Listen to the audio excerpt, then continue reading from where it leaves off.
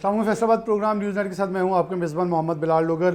फैसलाबाद ऐवान सनअत तजारत के इलेक्शन मुकम्मल हुए। तमाम ओहदेदार एग्जीक्यूटिव मेंबरान की नशिस्तों पर बर्जमान, उसके बाद बाकायदा ऑफिस बेरियर्स जो हैं वो मुंतखब हो गए।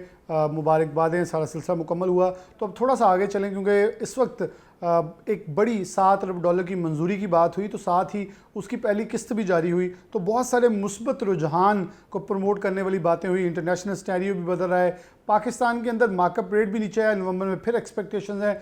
हालात वाक़ियात बदलते नज़र आ रहे हैं। इसके ऊपर नौ मुंतखब ओहदेदार ख़ास तौर पर जो हैं वो कैसे देखते हैं। 3 अहम होंगे, सनद, इसके साथ मौशियत और फिर फैसलाबाद के मसाइल को कैसे देखते हैं। हम ऐसा रेहान नसीम बराड़ा साहब मौजूद हैं। बहुत शुक्रिया आपका, नौ मुंतखब सदर हैं, बाज़ाब्ता मुबारकबाद आपको। रेहान भाई, आप वैसे तो जिस एसोसिएशन में गए हैं 6-7 साल लगा के आए हैं और बड़ा तगड़ा एक्सपीरियंस है आपका, चेयरमैन गारमेंट सिटी, और फिर अगर किसी भी, बल्कि मैं एक लंबी फहरिस्त है वो बैकअप पे मौजूद। तो कैसे लेके चलने के ख्वाहिश, क्योंकि एक बड़ी मैंने बहुत सारी एग्जेक्टिव्स देखी हैं, लेकिन बहुत सारी एग्जेक्टिव्स में ये बड़ी तगड़ी एग्जेक्टिव मुझे सोशलाइज्ड और प्रोफेशनल एग्जेक्टिव नज़र आ रही है। बहुत सारे इश्यूज़ भी होंगे, ये बोलेंगे भी, एक से बढ़ के एक मसला उठाएगा। बल्कि मैं कहता हूँ यहाँ आने वाले मेहमानों को भी ज़रा तैयार होकर आना पड़ेगा कि they are not like that kids, बहुत तजर्बाकार है, तो ये बड़े आड़े हाथों लेंगे। तो आप कैसे देख रहे हैं सबको? सबसे पहले तो 41 का शुक्रिया कि आपने, आज हमने भी चार्ज लिया तो आपने हमारा इंटरव्यू के लिए बुला लिया। बड़ा इंपॉर्टेंट, आपने भी खुद बात की कि पाकिस्तान के लिए IMF की किस्त का इजरा हो भी गया और हमारी अप्रूवल भी हो गई है $7 बिलियन की। तो एक पॉजिटिव साइन है पाकिस्तान के लिए। लोग इसको ये कैलकुलेट करते हैं कि जस्ट $7 बिलियन 3 ईयर्स में आएगा। ये सिर्फ $7 बिलियन नहीं होता, ये एक एतमाद का इजहार होता है, जो डोनर एजेंसीज का, जो डोनर कंट्रीज़ हैं, उनका एतमाद का इजहार होता है। आपने पढ़ा ही होगा और इस पर डिस्कशन भी है। तो ऑलमोस्ट ये $7 बिलियन फॉर 3 ईयर्स नहीं, या $1 बिलियन फॉर दिस ट्रांच नहीं, ये एक्चुअली $25 बिलियन का आगाज़ है, जो मुख्तलिफ मुल्क आपको इसमें इन्वॉल्व करेंगे। इसके अंदर रोटेशन होगी, इसके नए हमें डोनर्स की तरफ से पैसे आएंगे, हमें कोई बिजनेस एक्टिविटीज़ में आएंगे। तो ये इसको इस तरह से लेना चाहिए, जो मैं ये समझता हूँ कि हमारे नाजरीन को भी पता हो। ये सिर्फ ये 7 या $1.1 बिलियन नहीं है, ये राउंड कोई 1 ईयर्स के लिए $25 बिलियन का एक्चुअली पैकेज आ जाता है, जब हमें दूसरे डोनर्स भी देते हैं। तो ये पॉजिटिव साइन इस लिहाज से तो है कि पाकिस्तान की इकोनॉमी के अंदर एक डॉलर्स आ जाएंगे, तो हमें जो $1 की कमी थी वो एक वक्ती तौर पर उसका हो जाएगा। लेकिन लॉन्ग टर्म में मैं हमेशा ये बात करता हूँ कि पाकिस्तान की सर्वाइवल हमेशा एक्सपोर्ट्स हैं, और अगर हम अपने एक्सपोर्टर को फैसिलिटेट करें और हम अपनी एक्सपोर्ट्स की कोशिश करें कि बूम करें। आज हम $30 बिलियन पे हैं। मैं हमेशा बात करता हूँ, check with our neighbour countries, हम वियतनाम को देख लें, हम चाइना को देख लें, हम बांग्लादेश, ठीक है बांग्लादेश का टर्मोइल आया, अब बल्कि बांग्लादेश का जो टर्मोइल आया था उसका हमें वो एडवांटेज मिला है। हमें आपने देखा होगा 13% की एक्सपोर्ट हमारे टेक्सटाइल के अंदर, और आने वाले दिनों में 16% की आवाज़ आ रही है, but we can go it up to 50%। हमें 50% का इसको कैप्चर करना चाहिए था।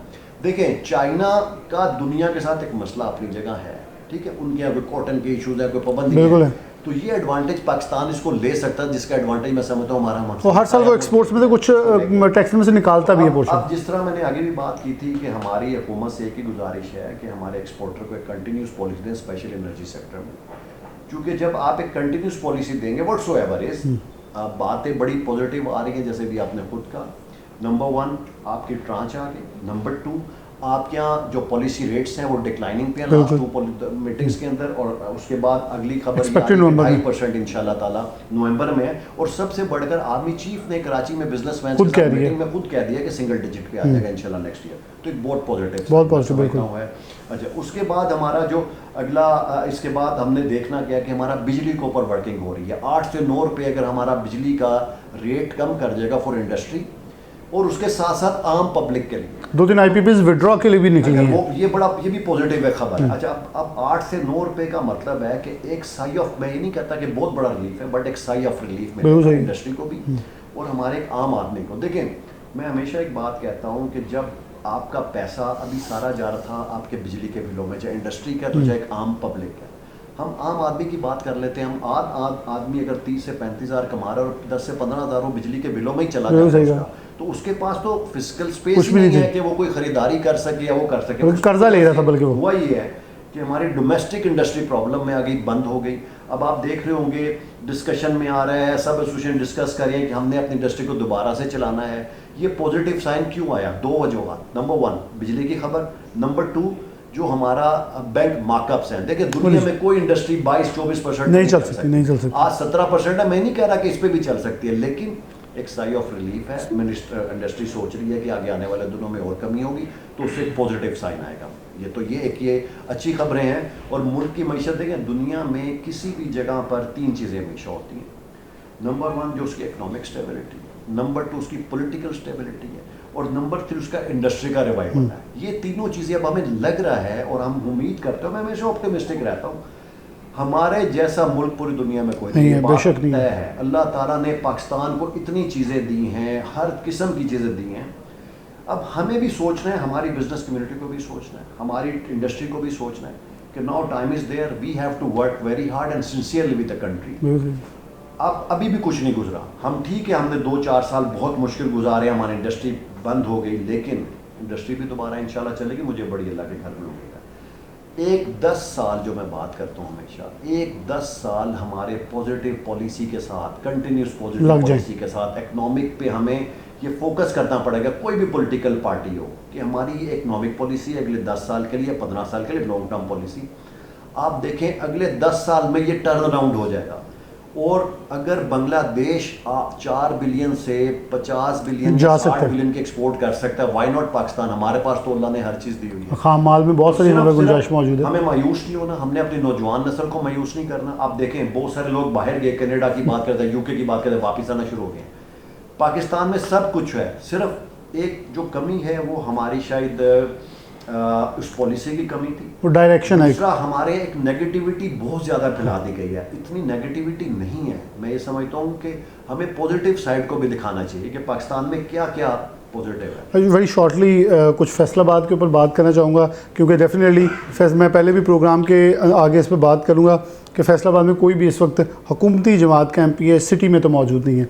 तो बहुत सारी जिम्मेदारी फिर ऐवान सनअत तजारत के अहदेदारों के ऊपर होती है कि वो इसे जब भी, क्योंकि मिनिस्टर्स ने आना है तो उन्होंने चैम्बर आना है, तो आप इसको कैसे उजागर करेंगे? यहाँ रोड इंफ्रास्ट्रक्चर तबाह हुआ है, यहाँ मेट्रो की बात होती है लेकिन फिर कुछ नहीं चलता। तो बहुत सारे ऐलानात इस शहर के लिए, school system, education system, PHA के अंदर, क्योंकि आपने खुद बोर्ड में जाना है, तो पार्क उजड़े पड़े, ग्रीन बेल्ट्स तबाह हैं।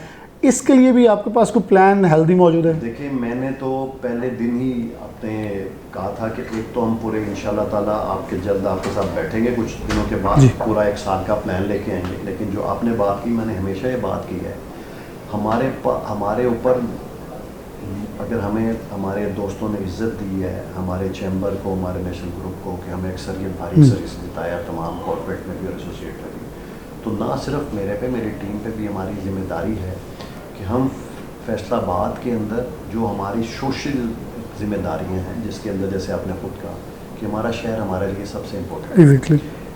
इंफ्रास्ट्रक्चर बिल्कुल तबाह है, इसमें कोई शक नहीं, और हम इसके ऊपर जी इंशाल्लाह ताला पूरा प्लान लेके आएंगे, डिस्कस करेंगे। हमारी अभी आपने कुछ दिन पहले देखा होगा CM फैसलाबाद में कुछ ऐलानात किए हैं, तो मैं होप करता हूँ कि इंशाल्लाह ताला इन ऐलानात पर अमल भी होगा, और हम भी कोशिश करेंगे कि अपने जो मसाइल हैं इनको उजागर करें। और ख़ास तौर पर मैं ये बात ज़रूर करना चाहूँगा कि फैसलाबाद की जो बिज़नेस कम्युनिटी है उसके बहुत सारे मसाइल हैं जो कि प्रोविंशियल हुकूमत से हैं, जो कि डिस्ट्रिक्ट हुकूमत से, हम इंशाल्लाह उसको भी कोशिश करेंगे कि उनको भी उनके वो मसाइलों को हल करें। और उसके साथ साथ हम प्रोविंशियल गवर्नमेंट के ऊपर ये भी हम पे है सारा डिपेंड करता कि हमारे देखें एक्साइज एंड टैक्सेशंस के बहुत सारे इशू जो हमारे पंजाब हुकूमत के साथ हैं, इसी तरह और कुछ टैक्सेस हैं, प्रोफेशनल टैक्स के इशूज़ हैं जो डिस्ट्रिक्ट गवर्नमेंट के साथ हैं, तो हम इंशाल्लाह ताला सब टेकअप करेंगे। अभी हमने आपको पता है अब सारा प्लान करें, जैसे मैंने पहले कहा कि आपको कुछ दिनों में इंशाल्लाह मीट द प्रेस करेंगे और उसमें सारा अपना पूरा प्लान लेके आएंगे, जिसके अंदर आपको नज़र आएगा इंशाल्लाह ताला, मैं और मेरी टीम मिलके बैठेंगे आपके साथ, और आपको नज़र आएगा कि हम पूरे 1 साल में कि हमने इस शहर के लिए क्या करना है, इसकी कारोबारी जो बिरादरी है उसके लिए क्या करना है, और हमारी इंडस्ट्री के लिए करना है। हम पूरी कोशिश करेंगे। देखें बहुत सारी चीज़ें हमारे हाथ में नहीं है, बिल्कुल सही, हमारे हाथ में कोशिश करना है। और मैंने जैसे अपनी पहली जो स्पीच थी उसमें कहा था कि आपको वो कोशिश नज़र आएगी, और इंशाल्लाह जब कोशिश करेंगे और सिंसियरली होकर करेंगे तो फिर मुझे अल्लाह के घर बड़ी उम्मीद है कि हम उन मसाइल को हल भी कर पाएंगे। बहुत शुक्रिया। रेहान नसीम बराड़ साहब मौजूद थे, नौमुंतखब सदर फैसलाबाद ऐवान सनअत तजारत। ब्रीफली बहुत सारे मसाइल ख़ासतौर पर कारोबारी और फिर साथ फैसलाबाद के मकामी, उनका कहना था मकामी आम आदमी के लिए भी बिलाशुबा जो कारोबारी फ़र्द है वो मनसूब है इन तमाम गली मोहल्लों से, और ये फैसलाबाद पूरा मजमुआ है। और क्योंकि ऐसे कारोबार सनतकार ताजर का शहर कहते हैं तो उनकी नुमाइंदगी का हक़ अदा करने के ख्वाह हैं, और चंद दिनों में ये कह रहे हैं मीर दी प्रेस के अंदर अपना तमाम लाहे अमल को सामने रख के बताएंगे कि हम कुछ करना चाह रहे हैं। एक ब्रेक लेते हैं, दोबारा हाजिर होते हैं।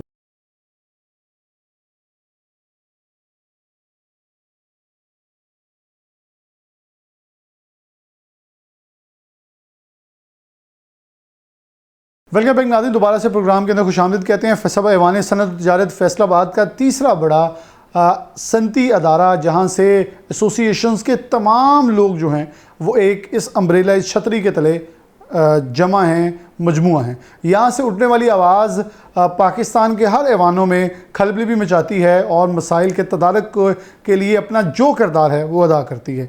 नए अहदेदारों के साथ गुफ्तगू हमारी जारी थी, जैसे गाहे बगाहे हम स्टेप बाय स्टेप तमाम अहदेदारों को ले रहे हैं। तो हमारे साथ कैसर शमस गुच्छा साहब मौजूद हैं, सीनियर नायब सदर फैसलाबाद ऐवान सनअत तजारत मुंतखब हुए हैं। जो सबसे पहले मेरे प्रोग्राम में फ़र्स्ट ऑफ़ ऑल आप आ रहे हैं, इस नशिस्त के ऊपर बहुत बहुत मुबारक हो। बहुत सारी जिम्मेदारियां हैं, बहुत सारे कटर मराहल हैं, लेकिन इस सीज़न के आगाज़ में एक अच्छी खबर आई कि वो $7 अरब, वैसे किस्त लेना या कर्ज़ा लेना एक अच्छी चीज़ तो नहीं होती, लेकिन चलें एक लंबा रास्ता था इसके लिए, बहुत सारी हमने मुश्किलात और कहते हैं कड़वे घूंट भरे हैं। तो हमें तो $7 अरब की मंजूरी बड़ी अच्छी लगी, उसमें से कुछ किस्त जारी भी हुई। क्या मसाइल हैं जो अभी तक आपको 3 से 4 रोज़ में इस नशिस्त पर बैठ कर सुनने को मिले हैं, उनको कैसे लेके चलने के ख्वाह हैं? बहुत शुक्रिया डॉक्टर साहब। डॉक्टर साहब, सबसे पहले तो मैं जनाब अपनी हुकूमत को अप्रिशिएट करता हूँ कि उन्होंने थोड़े जो स्टेप लिए हैं पिछले दिनों, तो वो काफ़ी पॉजिटिव हैं। वो उसमें सबसे पहले तो है कि जो $7 अरब की हमारी जो किस्त जो आज में जो अच्छा साइन है वो। इसके अलावा जो मैं आपने देखा होगा कि आपने बल्कि मीडिया के तौर पर आपने सुना है कि हमारी एक्सपोर्ट जो है पहले से बेहतर हुई जी, वो भी गुड साइन है, उससे हमारा रेवेन्यू बढ़ेगा हमारा। बाकी सर कुछ मामला ऐसे हैं जिस तरह के बिजली की प्राइस ज़्यादा है, हमारी गैस की प्राइस ज़्यादा है, हमारा बैंक इंटरेस्ट रेट बहुत ज़्यादा है। ये चीज़ें हमको तकरीबन 2 साल से, ख़ास तौर मैं ज़ाती तौर पर 2 साल से मैं मीडिया को बता रहा हूँ कि हमारी आइंदा आने वाले दिनों में हमारी इंडस्ट्री बंद हो जाएगी। ये 3 चीज़ें हमारी, इस सबसे बड़ा हमारा जो रॉ मटीरियल बिजली है, जब तक उसकी प्राइस कम नहीं होगी हम कोई हमारी इंडस्ट्री नहीं चला सकते। ठीक है। उसके बाद आ गया आपका बैंक इंटरेस्ट रेट, दुनिया का सबसे महंगा तरीन हमारा बैंक इंटरेस्ट रेट। इस रेट पे आप मुझे बता दें हमारी इंडस्ट्री कैसे सर्वाइव कर सकती है? अब अगर जो लोग सर्वाइव कर रहे हैं वो बड़े मुजाहिद हैं। इसके साथ आ गया जनाब हमारी जो गैस की प्राइस है, वो देख लें दुनिया की महंगी तरीन हमारी प्राइस है। पिछले दिनों जब गवर्नमेंट से हमारा जो माहिदा हुआ एक्सपोर्टर्स का, सब स्टेक होल्डर का, तो हुकूमत ने वादा किया था बिजली कम करने के लिए, इन्होंने वादा पूरा नहीं किया। मैं ख़ास तौर पर अपने जो है हमारे आर्मी चीफ साहब को मैं उनको अप्रिशिएट करता हूँ, और उन्होंने ख़ास जो है दिलचस्पी देकर SIFC के नाम से जो अदारा बनाया, उसके मुताबिक उन्होंने बड़ी स्ट्रगल की है, और उस स्ट्रगल के नतीजे में हमारी सूरत पाकिस्तान की मईशत कुछ बेहतर हुई है। अच्छा, इसके साथ साथ हमें हमारी जो एक माशी अदम इस्तेहकाम है वो भी हमें बेहतर करना होगा। आए दिन हमारे जो शहरों में जो गिराव जराव की चीज़ें हो रही हैं, कम से कम इनको जो है गवर्नमेंट को ख़ास एक स्टेप लेकर सब स्टेक होल्डर को साथ मिलाकर ये मामला ठीक करना चाहिए। किसी भी मुल्क की मईशत के लिए ये चीज़ें ये नुकसानदेह हैं।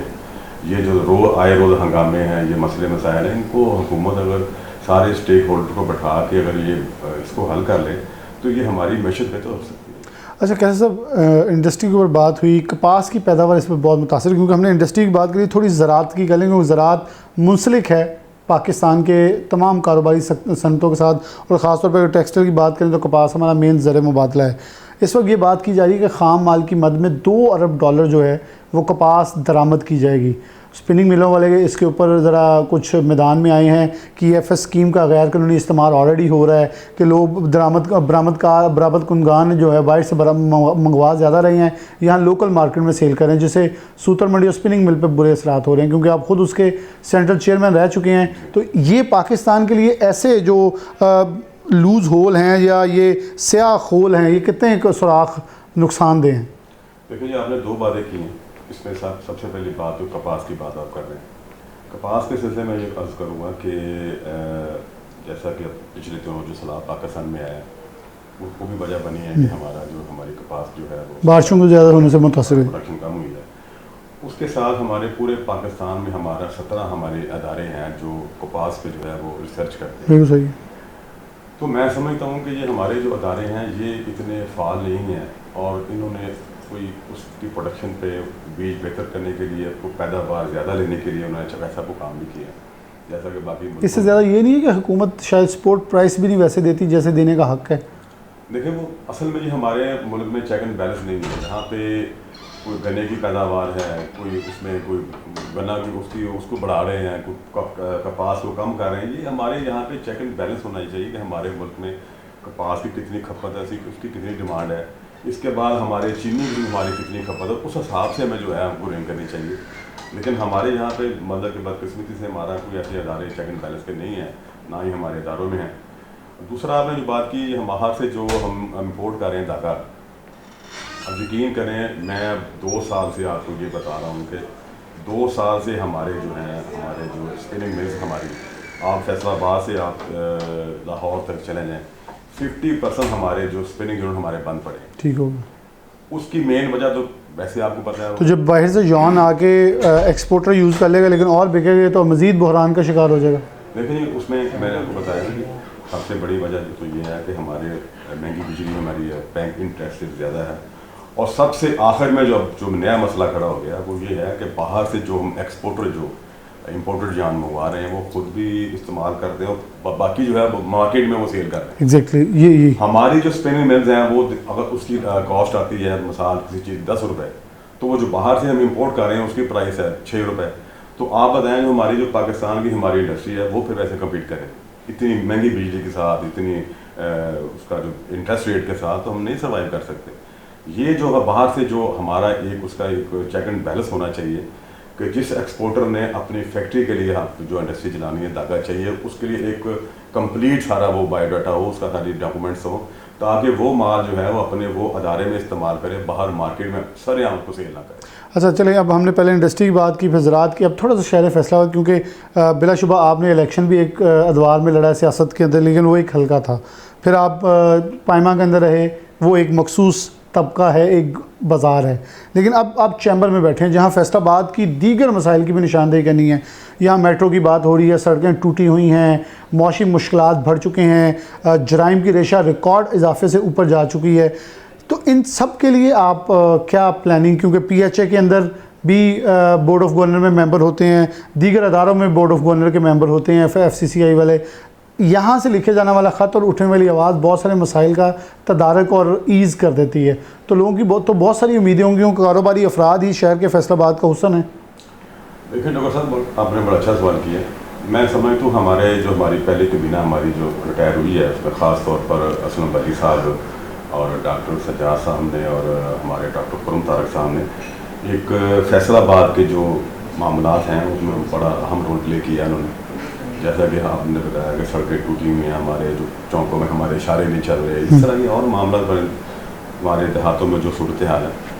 देखिए बात यह है कि इस वक्त हमारी सूरत हाल ये है कि हमारी सियासी अदम इस्तेहकाम जो है वो बहुत इस वक्त अरूज पे है। जब तक हमारी चीज़ें वो ठीक नहीं होंगी, हम जो लोकल हमारी जो बलदियाती हमारा सिस्टम वो कैसे ठीक होगा। हमारा इस वक्त फैसलाबाद में आप देख लें, चारों तरफ आप ये समुद्री रोड चले जाएँ, आप ये जंग रोड चले जाएँ, आप ये सगुदा रोड चलें, सारे हमारे जो रोड हैं टूट का शिकार है। हमारे जो शहर के अंदर जो हमारे जो पार्क बने हुए हैं बच्चों के लिए खेलने के लिए, आप देख लें वो गन से बड़े पड़े हैं, पानी के जोहर लगे हुए हैं। तो ये चीज़ें जो हैं ये हम इंशाल्लाह ताला चैम्बर के फोरम पर इनको उजागर करेंगे और हुकूमत के अवानों तक ये बातें उनको भेजेंगे कि कम अज़ कम हमारी जो फैसलाबाद की जो हमारे जो शहरी मसाइल हैं उनको भी हल करें। देखिए ये हमारा शहर है, हमने इसको बेहतर करना है और इसमें हमारे फैसलाबाद चैम्बर ऑफ कॉमर्स का बड़ा अहम रोल है। बहुत शुक्रिया। कैसे शमस गुशा साहब हमारे साथ मौजूद थे, सीनियर नौमुंतखब सीनियर नायब सदर फैसल ऐवान सनअत तजारत।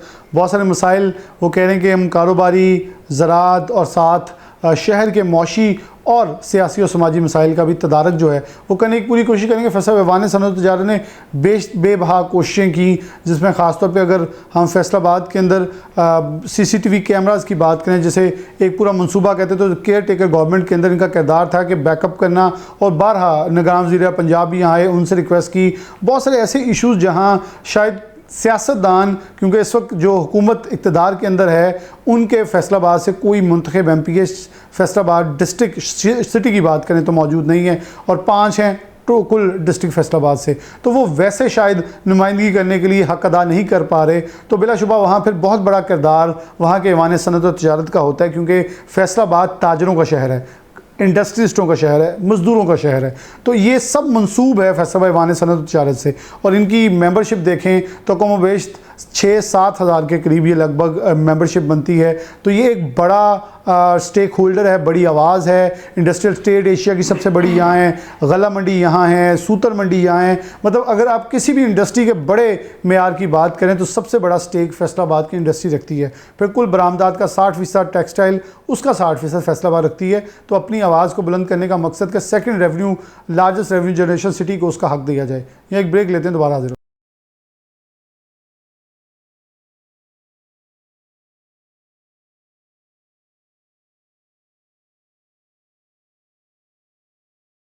वेलकम बैक नाज़रीन, दोबारा से प्रोग्राम के अंदर खुशामदीद कहते हैं। फैसलाबाद ऐवान सनअत और तजारत के 9 मुंतखब जो ऑफिस बेरर्स हैं उनके साथ प्रोग्राम का एहतमाम किया हुआ है, जिसमें सबसे पहले हमारे साथ रेहान नसीम भराड़ा साहब मौजूद थे, कैसा शमस गुच्छा, और अब शाहिद मुमताज़ बाजवा जो कि वाइस नायब सदर फैसलाबाद ऐवान सनअत और तजारत मुंतखब हुए हैं। बहुत सारे ओहदे, बहुत सारी जिम्मेदारियाँ पहले सर अंजाम दे चुके हैं, और सियासी समाजी जो भी शख्सियात के उन सब में शामिल हो जाते हैं। भराड़ा साहब बहुत शुक्रिया वक्त देने के लिए।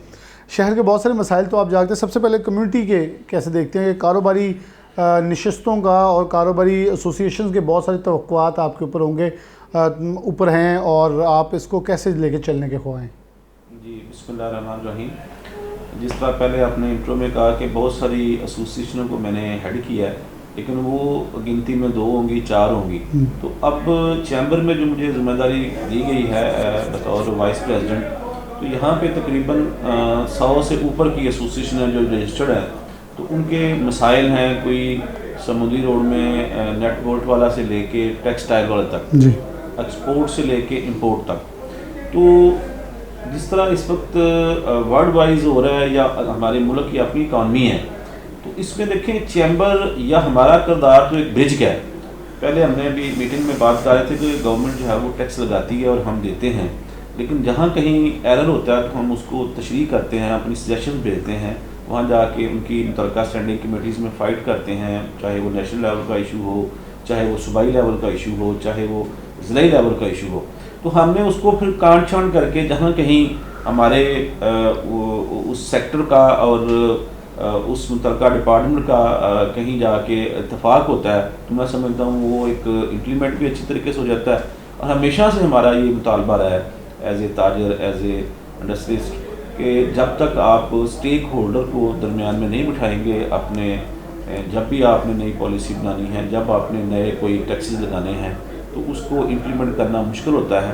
तो लिहाजा मैं आपके चैनल के वसासत से भी और अपने इस ऑफिस के वसासत से भी जो है वो अपनी वॉइस जो है वो उन अदालतों तक पहुँचाऊँगा कि जहाँ पे पॉलिसीज़ बनती हैं, और हम कोशिश करेंगे कि अपने शहर के लिए, अपनी कम्युनिटी के लिए बेहतर से बेहतर रोल अदा कर सकें। आपको बायो साहब बहुत सारे हुनर आते हैं, क्योंकि आप फ्लोर मिल एसोसिएशन के भी चेयरमैन रहे हैं। मसाइल को हाईलाइट करना, फिर उनके हल के लिए मुनासिब रास्ता निकालना, कभी तो एहतजाज, तो फिर उस एहतजाज को बड़े अच्छे तरीके से टेबल टॉक की तरफ लेके जाना, और म्यूचुअल कंसेंसस इश्यूज़ को हल कर लेना, ये बड़ा इम्पॉर्टेंट है। और ये वाइब्रेंट मैं रेहान नसीम भराड़ा साहब के अंदर भी देखता हूँ, और गुच्छा साहब सेंट्रल चेयरमैन पाइमा रहे हैं, वहाँ कामयाब पंचायतों के ऊपर जो सूतर मंडी के मसाइल हल करने में वो कामयाब रहे। ऐसे आप तो लोगों की उम्मीदें ज़्यादा बढ़ेंगी फिर आपसे। तो इसमें मैं ये गुजारिश करूँगा कि जो किसी भी एसोसिएशन का या किसी आप ये कह लें कि घर का सरबराह होता है ना, या फिर लीडर आप कह लें, वो लोकल कम्युनिटी से ले लें, नेशनल वाइज ले लें, इंटरनेशनल वाइज ले लें, उसका काम पहला होता है कि वो विजनरी होता है। वो आम दोस्तों से उसकी जो सोच है वो मुख्तलिफ होती है या उसको आगाही होती है। लीडर वो होता है वो जो दीवार की उस तरफ भी देख रहा होता है, मैं उसको लीडर मानता हूँ। ये नहीं कि उसकी कोई गैबी ताकत होती है, उसका विजन होता है। मैं आपको मिसाल देता हूँ कि मैं एक यहाँ हमारे सुपर स्टोर्स की एसोसिएशन है जी, उनके से हमको मैं रिप्रेजेंट करता हूँ, सदारत मेरे पास है। तो पिछले दिनों में हमारे मसाइल थे, प्राइस कटआउट के हवाले से थे, कुछ चीज़ों की क्वालिटी के हवाले से थे। तो दोस्त बड़े एग्रेसिव हुए, मेरे पास आए कि जी हम ये करेंगे, हड़ताल करेंगे। मैं कहा नहीं, हर चीज़ का मसले का हल हड़ताल नहीं है। पहले हम अच्छी सजेशंस लेके जाएंगे मुतलका अथॉरिटी के पास, डिप्टी कमिश्नर साहब के पास, तो हम उनको टेबल टॉक से कायल करेंगे और कुछ लोग ही पॉलिसी पे काम करेंगे। तो वो अल्हम्दुलिल्लाह कि वो इतना अच्छा मसला टेकअप हुआ। और आज मैं जिस दोस्त को भी कल भी फ़ोन कर रहा था कि इशू तो नहीं आया पूरे आपको ये सितंबर में, तो बहुत माइनर लोगों ने कहा जी कि है, लेकिन वो भी उनकी कोई गलती साथ है। जहाँ कहीं अच्छे काम होते हैं वहाँ गलती कोताही भी हो जाती है, तो फिर उसकी सज़ा जज़ा का भी एक निज़ाम है, उसके मुताबिक भी सोसाइटीज़ चलती हैं, अदारे चलते हैं, ज़िला चलता है। तो हम अपने जितने भी हमारे सेक्टर्स हैं उनकी जितनी हम पे तवक्कुआत हैं, हम कोशिश करेंगे कि उनको लेके चलें साथ और उनके मसाइल को उनके मुतलका फोरम पे उजागर करें और उनको हल बताने की कोशिश करें, अदारों को भी और अपने सेक्टर को भी यहाँ पे जो है आपका एरर आ रहा है, इसको अगर आप जो हुकूमती इदारा होगा वो कुछ दुरुस्त कर ले, कुछ हमारे ताजर दोस्त हैं जो ट्रेडर्स हैं या जो भी उस सेक्टर को रिप्रेजेंट करता है, ताकि मामलात को आगे बढ़ाया जा सके। जहाँ कहीं डेड लॉक आ जाता है वहाँ फिर नाकामी होती है। मैं समझता हूँ डेड लॉक नहीं पैदा होना चाहिए।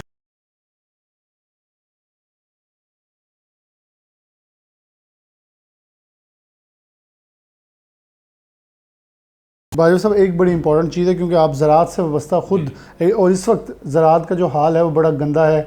मैं गंदा दरिस्ता इस्तेमाल कर रहा हूँ, गंदम के अंदर, चावल के अंदर, और अब गन्ना सर पे आया है, तो साथ ही केन कमिश्नर और उसके रेट्स हर चीज़ डिमोलिश कर दिया गया। तो ये एक नए बहरान को जन्म दिया जा रहा है। जिस नशिस्त पे आप बैठे हैं, यहाँ असलम भली साहब थे, आप ज़्यादा मुंसलिक हैं और वो भी इसी सीट से मुंसलिक थे। और ये चीनी का मसला जो है आगे क्योंकि कॉन्टीन्यूसली 3 फसलें बैकलॉग लगेगा, किसान तो पहले नहीं अपने पाँव पे खड़े होने के काबिल रह गया। अच्छा, इस सिलसिला में डॉक्टर साहब ये है कि जिस तरह पहले हम स्टार्ट करते हैं वीट से, गंदम से, फिर कपास आई, फिर अब चावल आया, फिर अब चौथी जो क्रॉप हमारी आने वाली है वो शुगर केन है। बहुत सारे इसमें गंभीर मसाइल हैं जिनको वन मैन कभी नहीं हल कर सकता। डेफिनेटली मेरी हमेशा से ये कोशिश रही है कि दोस्तों को साथ लेके चलें, इस सेक्टर को साथ लें, उनकी तजावीज़ लें। और हर जगह अच्छे लोग भी हैं, बुरे लोग भी हैं। अब मेरा तलक फ्लोर मिल एसोसिएशन से, जैसे आपने पहले बताया कि पूरे पंजाब में आप कह रहे हैं कि 1000 अबव जो है फ्लोर मिल्स थी, पिछले 5 साल से काम कर रही थी। अच्छा, हमें तो यहाँ एज ए शहरी तो आटा सस्ता मिल रहा है जी, लेकिन उसके पीछे किसान की कितनी मेहनत थी, कितना उसका सरमाया ज़ाया हुआ है, ये कोई नहीं सोचता। हालांकि जब अभी जो हमारे जो फिनांस मिनिस्टर है उनकी स्पीच जो उठा के देख लें, जो उनकी बजट की थी, सवाए एक सेक्टर के जो 6 पॉइंट समथिंग था जिसने ग्रोथ किया है वो एग्रीकल्चर से, बाकी सारे नेगेटिव में थे। तो मेरी इनसे गुजारिश होगी और बहुत जगह पे हमने ये इन राइटिंग सजेशन दी है कि वीट के मसले को भी हल किया जा सकता था अगर रियल स्टेक होल्डर को आप साथ लेंगे। अगर आप कॉटन को साथ मिला लेंगे तो उस इदारे का बेड़ा गर्क हो जाएगा। चीनी का इशू है, कपास का इशू था, अब चावल का मैं खुद काश्तकार हूँ कि हमें वो सीड दे दिया गया, उसकी अब चेक बैलेंस नहीं है कि जो इस माहौल में साजगार ही नहीं था। इतनी जब गर्मी थी तो वो हाइब्रिड बीज था, उसको कहीं टेस्टिंग नहीं हुई, क्या मसला था। अब देखें ना, किसान ने उस खेत में हल चलाया, पानी डाला, उसके अंदर पेस्टिसाइड दी, लगाई, तो जब 2 महीने बाद उसकी फसल की बारी आई तो अल्लाह सबसे ज़्यादा बिलीव तो मैं समझता हूँ हमें तो सब मुसलमानों का है, लेकिन जितना ट्रस्ट उस लेवल ज़ात पे किसान का ना किसी और का नहीं है। उसने तो बीज डाल दिया, पानी लगा दिया, तवक्कल बैठ अल्लाह के, तो अब उसको वो सीड ही नहीं पड़ा। तो उसका देखिए उस घर का हाल। बड़े आप पिछले दिनों एक वो वीडियो वायरल हुई है छोटे बच्चे की, तो वो कल परसों में मुर्गी चोरी का तो उससे पूछा कि आपके वाला साहब फसलें लगाते हैं? उसने कहा नहीं लगाते हैं। बड़े मासूमाना अंदाज में कहा भाव नहीं वादा पिया, ਤੁਸੀਂ ਖੇਤਾਂ 'ਚ ਵੜੋ ਤਾਂ ਤੁਹਾਨੂੰ ਪਤਾ ਲੱਗੇ, ਤੁਹਾਨੂੰ जोक लगे। हाँ जी, तो ये लम्हा फिक्री है। मैं समझता हूँ कि इस सोचने की बात है, सारी चीज़ें दुरुस्त हो सकती हैं कि किसान का ये हाल है कि उसके प्रेप के बच्चे को भी अंदाज़ा हो गया कि बाप कितने बुरानों मैं में। ये कहता हूँ कि जो 500 अरब की गंदम आपने नहीं खरीदी ना, तो वो 500 अरब सर्कुलेट करना था, सुपर मंडी में से घूम के जाना था, होटलों में भी जाना था, गाड़ियों में भी जाना था। लेकिन वो गंदम खरीदी है वही बोरों में फिर हमारे पास आ गई है। अप्रैल में मैंने ये बात की थी कि ये सितंबर अक्टूबर में आपको पता लगेगा कि इस 500 अरब का इम्पैक्ट क्या होता है। मैं ये समझता हूँ कि ठीक है, डिमांड एंड सप्लाई के मुताबिक जो है आपको काम करना चाहिए। अभी देखें ना, गवर्नमेंट ने गंदम तो खरीदी नहीं है, लेकिन हमारी फ्लोर मिल्स पे ये पाबंदी लगा दी है कि जी आप इतने की खरीदेंगे। अच्छा, अब किसी हद तक उनका विजन ठीक भी है कि जो स्टॉकिया है, जिसने स्टॉक की हुई है, अच्छा बेसिकली तो उसकी कमर जो है ना वो तोड़नी चाहिए। किसान तो बेचारा बेच चुका है, किसान से तो औने पौने जो वो आड़ती ने और मिडिल मैन ने जो स्टॉक करने वाला था, सरमायादार था, उसने भाई साहब वेरी शॉर्टली, टाइम यहाँ शॉर्ट है। शहर के बहुत सारे मसाइल हैं, मीटिंग में भी उठाए। तरक्याती काम तो है ही नहीं। वो मोहतरमा मरीम नवाज साहब ने हमें बिजली के बिलों में दे दी है, सड़कें तो हमारी पहले नहीं बन रही थी। मैं तो बल्कि दोस्तों से कहता रहा, दुआ करें कि वो बिजली के बिलों की बजाय हमें कुछ सड़कें बन जाएँ, क्योंकि शायद बिजली तब इस्तेमाल ना हो जब वो रिलीफ दे रही हैं, और इधर से भी हाथ धो बैठेंगे, उधर से भी जाते लगेंगे। सर इस सिलसिले में चूँकि आज हमारी पहले एक इमरजेंट मीटिंग थी जो आज प्रॉपर हमारा ऑफिस पीरियड का और एग्जीक्यूटिव कमेटी का, उसमें ये सारे मसले जो उजागर हुए हैं, तो वो टास्क मुझे ही दिया गया है कि जो डिस्ट्रिक्ट लेवल पे जो कोऑर्डिनेशन है या सूबाई लेवल पे भी इस तरह के काम है वो हम देखेंगे। सबसे पहले सेफ सिटी या नया प्रोजेक्ट आया, उसको लुक आफ्टर करने की ज़रूरत है। देखें, जो अदारे हैं वो भी हमारी ताजर कम्युनिटी के ताल्लुक के बगैर नहीं चल पा रहे। उनकी अपनी फंडिंग ज़रूर है, लेकिन उनको आप ये करेंगे हम मुफ्त के उनके सुपरवाइज़र हैं, पॉइंट आउट करने वाले हैं कि ये आपका ये टावर गलत लगा हुआ है, ये कैमरा आपका सही काम नहीं कर रहा है। एज ए कम्युनिटी हमें उसके साथ मुंसलिक होना पड़ेगा। और मैं ये अल्लाह ताला से दुआ गो हूँ कि अल्लाह ताला हमें ये हिम्मत और तौफीक दे कि हम इस शहर के लिए, पहले भी पिछले साल भी 2 साल में भी मैंने एज ए चैम्बर में एज ए कमेटी चेयरमैन काम किया था, तो हमने बहुत सारे काम जो मैं गिनवा सकता हूँ कि हमने वो करवाए हैं डेवलपमेंट के, वो वेलफेयर के काम से, वो गवर्नमेंट के फंड से नहीं ये करवाए, अपनी पॉकेट से दोस्तों के साथ मिल के हमने किया है। तो अब भी अल्लाह ने ये सीट दी है, तो हम इसके हवाले से अपने शहर के लिए बहुत कुछ करने का सोच रखते हैं और ख्वाब है। अल्लाह करे कि उनको तबीर मिल जाए। बहुत शुक्रिया। शाहिद मुमताज़ बाजवा साहब मौजूद थे, बहुत ही ब्रीफली बहुत सारे मौज़ूआत के ऊपर खुल के गुफ्तगू हुई। मेरे ख्याल में सदर, सीनियर नायब सदर की बातों से आपको ये तो अंदाज़ा हुआ होगा, बड़ी वाइब्रेंट जो मैंने लफ्ज़ यूज़ किया था, ये इनकी शख्सियात हैं और ग्रिप है।